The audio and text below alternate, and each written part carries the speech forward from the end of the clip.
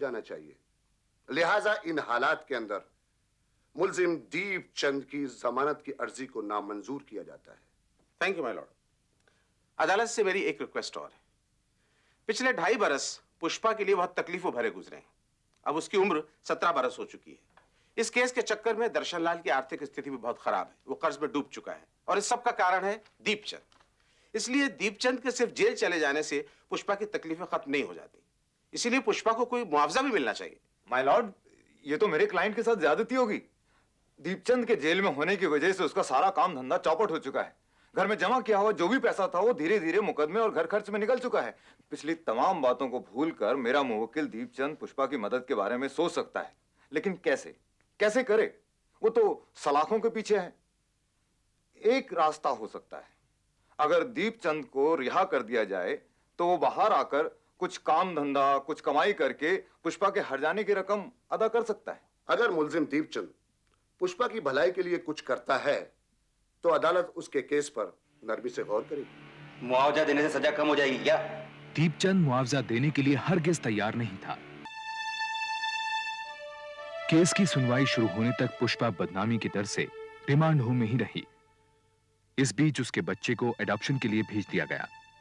मामले को session court के सामने पहुंचने में पूरे 2 साल लग गए। दीपचंद के खिलाफ इल्जाम था कि उसने 24 जून 1993 के दिन पुष्पा के साथ बलात्कार किया और अगले 5 महीनों तक उसके साथ जबरदस्ती करता रहा।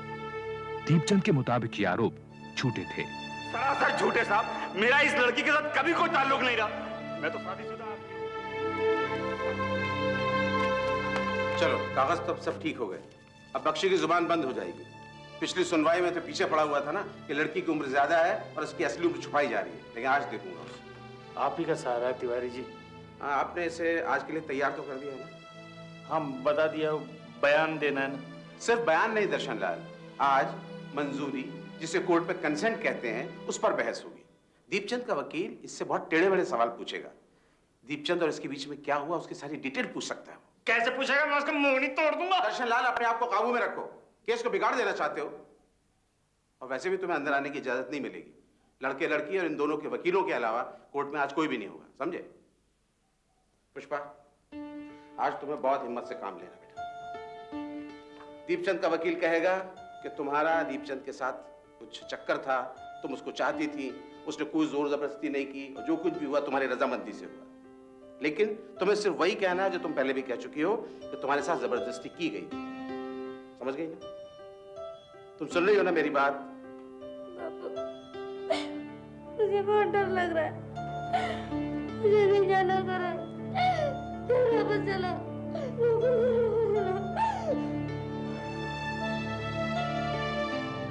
डरने की क्या बात है? मैं तो रहूंगा ना वहां पर। लेकर आइए इसे। कोर्ट इन सर्टिफिकेट से सेटिस्फाइड है। आप पुष्पा से सवाल पूछिए।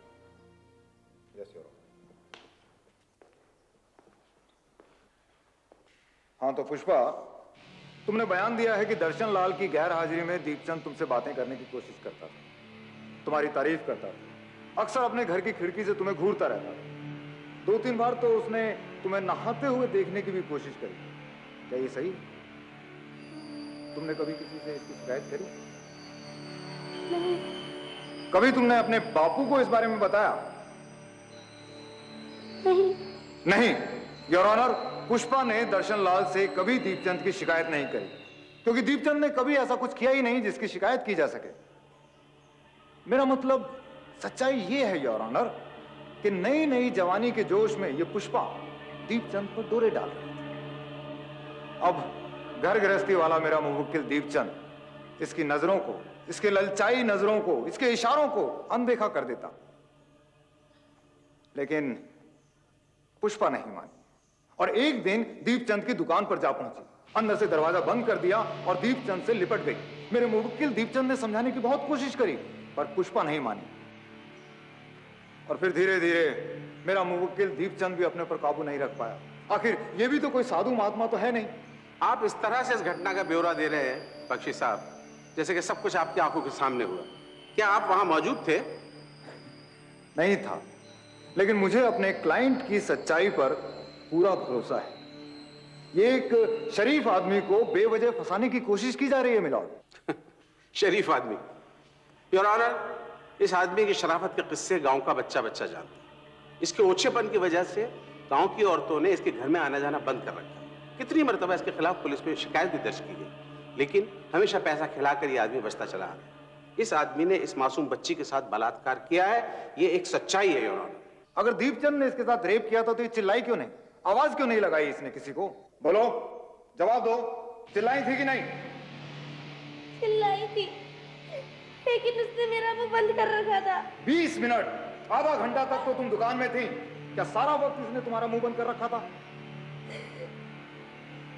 मैं डर गई थी, मुझे होश नहीं रहा था। झूठ, एकदम झूठ। तुम डरी नहीं थी, तुमने आवाज इसलिए नहीं लगाई क्योंकि तुम्हें अच्छा लग रहा था। योर ऑनर, उस दिन और उस दिन के बाद इन दोनों के बीच में जब भी शारीरिक संबंध बने, पुष्पा की मनमर्जी से बने, ना कि दीपचंद की जबरदस्ती से। योर ऑनर, बच्चा ठहर जाने के बाद जब दर्शन लाल को इस बात का पता चला तो उसने मौके का फायदा उठाने की सोची। मेरे मुवक्किल दीपचंद पर जो भी इल्जाम दर्शन लाल ने लगाए हैं वो सिर्फ और सिर्फ पैसे के लालच में लगाए।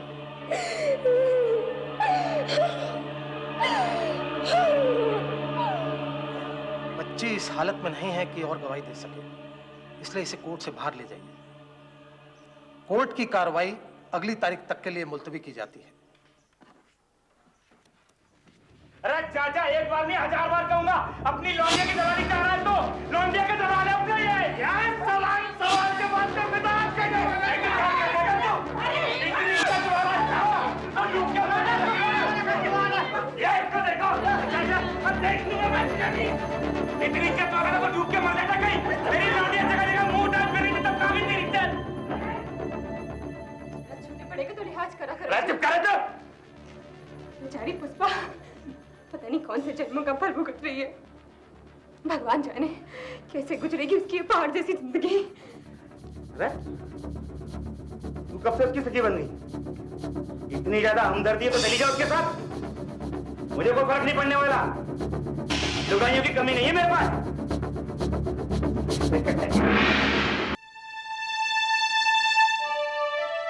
रिमांड होम की सूनी बेरुखी जिंदगी से तंग आकर आखिरकार पुष्पा ने वापस अपने गांव पिथरा लौटने की हिम्मत बांधी। देखो देखो पुष्पा आ गई।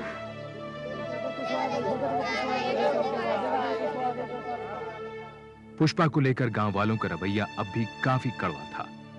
हादसे के 2.5 साल बाद भी पुष्पा और दीपचंद का किस्सा लोगों की जुबान पर था। वो वाली दिखाना जरा। हाँ ये वाला, ये लाल वाला। ये कैसे दी? 14 रुपए दर्जन। 14 रुपए? 14 रुपए तो बहुत महंगी है। ये पीली वाली दिखाओ। ले लो बहन जी, आपके हाथ में बहुत फूबेंगी, देखो कितना अच्छा लग रहा है। नहीं 14 रुपए बहुत महंगी।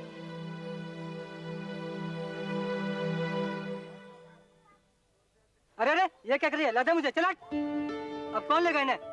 सत्यानाश कर दिया ना। पैसे हैं मेरे पास। अरे पैसे कौन बात कर रहा है? बेचारे दीपचंद को तो तुमने कचहरी में दे दिया, वो तो पैसे देने से रहा। क्या कोई नया फंसा है?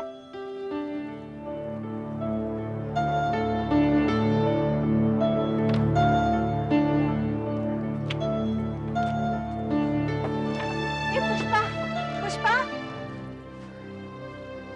मन खराब मत कर अपना। इनकी बातें सुनने की आदत डाल ले, नहीं तो जिंदगी नहीं कटने वाली तेरी। यही चूड़ियां चाहिए थी ना तुझे? अच्छा अब मैं चलती हूँ। हाँ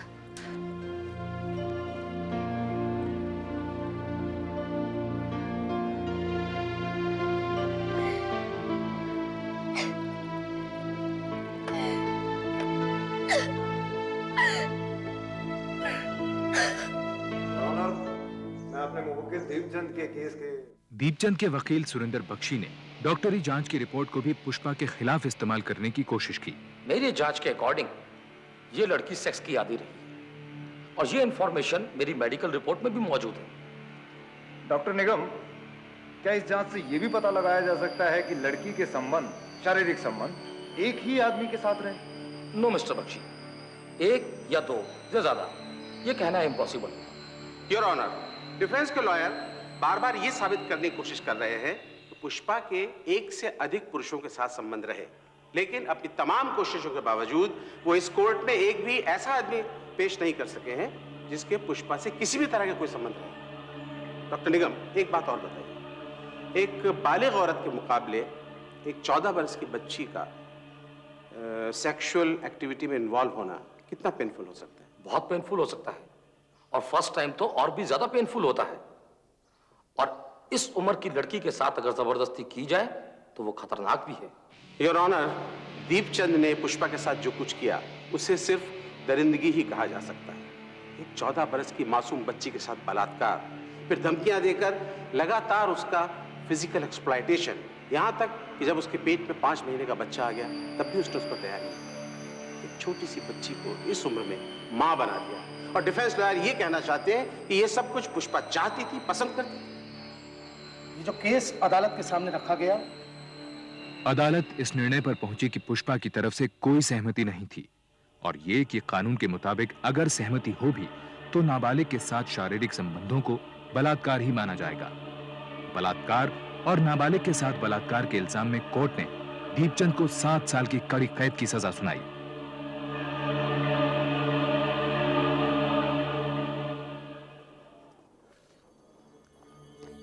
निकल गई सारी हेकड़ी, परसों सड़ेगा जेल में। भैया बहुत पैसे खिलाए इसने, ऊपर नीचे सब जगह। 3-4 लाख तो वकीलों को ही खिला दिए होंगे, और बचा नहीं। बचा नहीं। अब मैंने भी कसम खा रखी थी, छोड़ूंगा नहीं साले को। बात पैसे की हेकड़ी दिखाता था ना, मैंने जमीन बेच दी।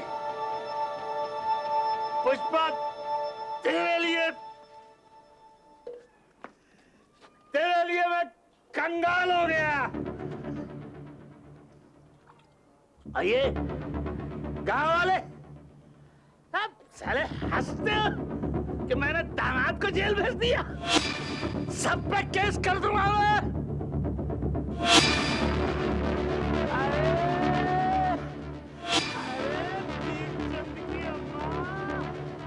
ठुमका लगा कर नाच ले, अरे मिठाई खिला, तेरे लाल ने तेरा नाम रोशन कर दिया।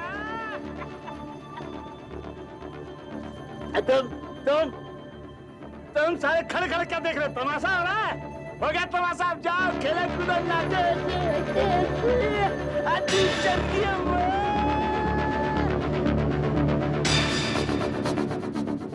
बात हुई थी वहां पर? चल 10 को पीले दे देगा मैं। दीपचंद ने सेशन कोर्ट के फैसले के खिलाफ हाई कोर्ट में अपील कर दी।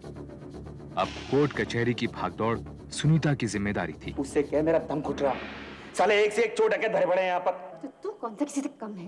क्या बकवास कर रही? क्या गलत कहा है मैंने? पुष्पा जैसी कम उम्र की लड़की के साथ मुंह काला किया तूने। जो मुझसे पूछ तो तू चोर डकैतों से भी क्या गुजरा है? मर्द हूँ तेरा मैं। ना मर्द है तू, ना मर्द। जो मर्द होता तो अपनी इज्जत का ख्याल रखता। पूरे गांव में जात बिरादरी तक में बात फैल चुकी है, किसी से भी आंख मिलाते शर्म आती है। अरे इतनी शर्म आ रही है तो जाके डूब मार कहीं पे, फांसी लगा ले, मेरा पीछा छोड़। वो भी कर लेती, पर छोटे छोटे बच्चे हैं मेरे, उन्हीं की खातिर जिंदा हूँ। उन्हीं के कारण कोर्ट कचहरी में चक्कर काटती फिरती हूँ। तेरा क्या विश्वास? तू तो यहाँ बैठा रोटियां तोड़ेगा और वो बाहर भूखों मरेंगे।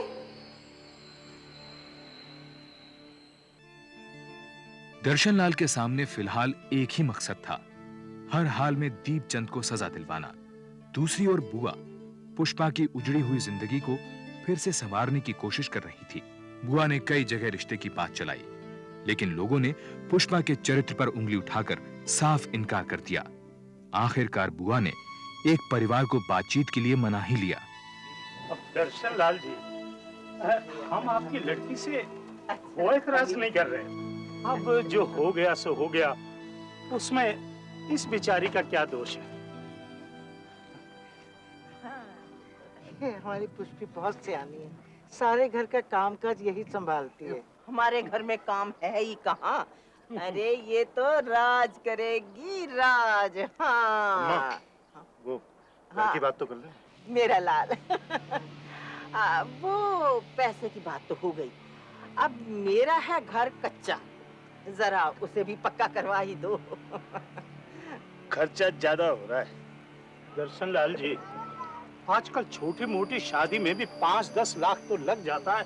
हम कोई आपसे ज्यादा तो नहीं मांग रहे। अजी 51,000 रुपया टीका करने को लोग तैयार बैठे हैं।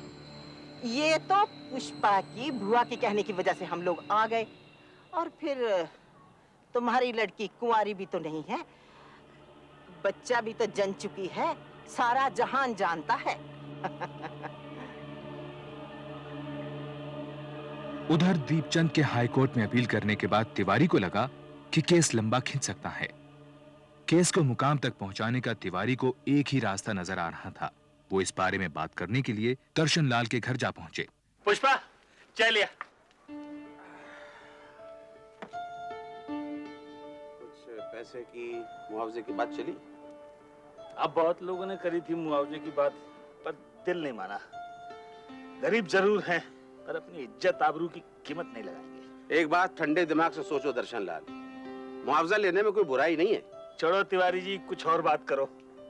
यहाँ तक तो गाड़ी खींची लाया हूँ, हाई कोर्ट में भी लड़ लेंगे, मुआवजा नहीं लेंगे। तो मेरी बात समझ नहीं रहे हो दर्शन लाल। अगर इसको सजा हो भी गई तो कितने दिन की होगी? साल, 2 साल, 5 साल, उसके बाद दीपचंद बाहर आ जाएगा। लेकिन जरा इस बच्ची के बारे में सोचो, उसकी पूरी जिंदगी सामने पड़ी। अगर मुआवजा ले लोगे तो इसका कुछ भला हो जाए। सुरेंद्र बख्शी ने अपने मुवक्किल दीपचंद की जमानत की अर्जी हाई कोर्ट के सामने रखी, लेकिन पुष्पा के वकील दीनदयाल तिवारी ने इसका जोरदार विरोध किया। तिवारी की दलील थी कि दीपचंद से पुष्पा की जान को खतरा है, क्योंकि वो बलात्कार के समय पुष्पा को जान से मारने की धमकियां दिया करता था। Objection my Lord. Objection overruled. Prosecution lawyer की बात सुनने के बाद अदालत को लगता है कि दीपचंद जैसे कैरेक्टर के आदमी पर विश्वास नहीं किया जाना चाहिए। लिहाजा इन हालात के अंदर मुल्जिम दीपचंद की जमानत की अर्जी को नामंजूर किया जाता है। Thank you my Lord. अदालत से मेरी एक रिक्वेस्ट और है। पिछले 2.5 बरस पुष्पा के लिए बहुत तकलीफों भरे गुजरे हैं। अब उसकी उम्र 17 बरस हो चुकी है। इस केस के चक्कर में दर्शन लाल की आर्थिक स्थिति भी बहुत खराब है। वो कर्ज में डूब चुका है और इस सब का कारण है दीपचंद। इसलिए दीपचंद के सिर्फ जेल चले जाने से पुष्पा की तकलीफें खत्म नहीं हो जाती। इसीलिए पुष्पा को कोई मुआवजा भी मिलना चाहिए। माय लॉर्ड, ये तो मेरे क्लाइंट के साथ ज्यादती होगी। दीपचंद के जेल में होने की वजह से उसका सारा काम धंधा चौपट हो चुका है। घर में जमा किया हुआ जो भी पैसा था वो धीरे धीरे मुकदमे और घर खर्च में निकल चुका है।